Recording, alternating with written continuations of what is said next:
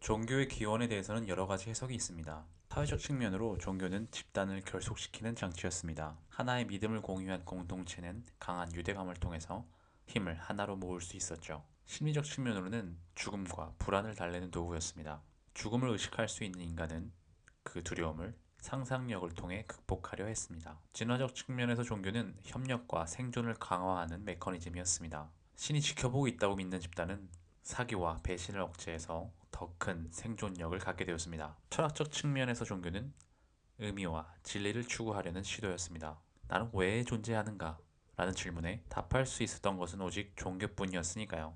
이런 해석들은 모두 학문적이고 체계적인 분석입니다. 그러나 저는 조금 더 현실에 가까운 상상을 해보고자 합니다. 인간이 무리지어 살던 시절에는 지금의 유인원들과 별다른 것이 없었을 것입니다. 그들은 리더를 정하는 단 하나의 방법만 알고 있었습니다. 가장 강한 힘을 가진 수컷이 리더가 되는 것이죠. 동물의 세계에서 가장 강한 개체가 리더가 되는 것은 너무나 자연스럽습니다. 무리를 이끌기 위해서는 모두를 통합하는 힘이 필요한데 동물에게는 피지컬한 힘만이 유일한 수단입니다. 말로 설득하거나 규범을 세울 수는 없었을 테니까요. 이런 상황에서 리더는 언제나 힘을 잃으면 자리에서 물러나야 했습니다.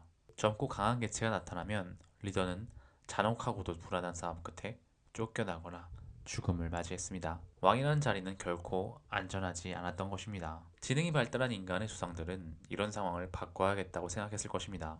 내가 늙어서 힘이 약해지더라도 이 자리를 지킬 수 있는 방법은 없을까? 그들이 처음 시도한 것은 소문이었을지도 모릅니다.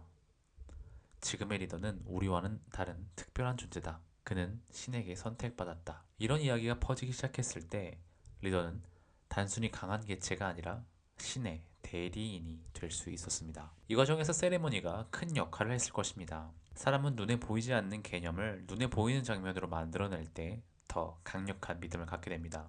지문을 바치는 의식이나 공동체가 함께 모여 기도하는 장면, 왕을 위한 장엄한 즉위식 등 말이죠. 이런 의뢰들은 이 사람은 신의 선택을 받은 존재라는 메시지를 시각화했습니다. 그 순간 리더는 단순한 힘의 우두머리가 아니라 신의 권위를 지닌 존재가 되었고 그들 무리에는 계급과 종교가 동시에 뿌리내리게 되었습니다. 인간은 본래 모두 같습니다. 특별한 핏줄도 신에게 선택받은 사람도 없습니다. 그럼에도 사람들은 그것을 현실로 받아들였습니다. 그것이 바로 종교와 권위가 결합된 결과입니다. 과학이 이렇게 발달한 지금도 사람들은 종교를 믿고 비과학적인 초자연적 현상에도 기대를 겁니다. 사이비 종교의 교주가 힘을 가지게 되는 이유는 무엇일까요?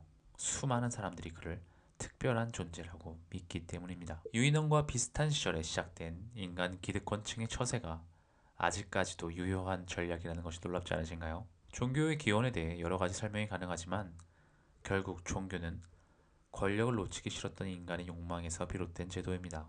대중들은 종교로 불안을 해소하고 소속감으로 안정을 얻었지만 그 과정에서 기득권층에 의해서 착취당할 수밖에 없는 현실을 맞이한 것이죠. 물론 과거에는 종교가 인간에게 필요했습니다. 종교가 없었다면 인간은 큰 공동체를 만들어내지 못했을 것입니다. 그러나 이제는 상황이 바뀌었습니다. 인간은 더 이상 종교 없이도 질서를 지킬 수 있고 윤리를 따를 수 있습니다. 이제 종교는 그 역할을 끝낼 때가 되었습니다. 오히려 종교가 현대사회에서 갈등과 분열을 만드는 모습을 우리는 목격하고 있습니다. 이 세상에 특별한 인간은 없다라는 당연한 사실을 기억해 주세요.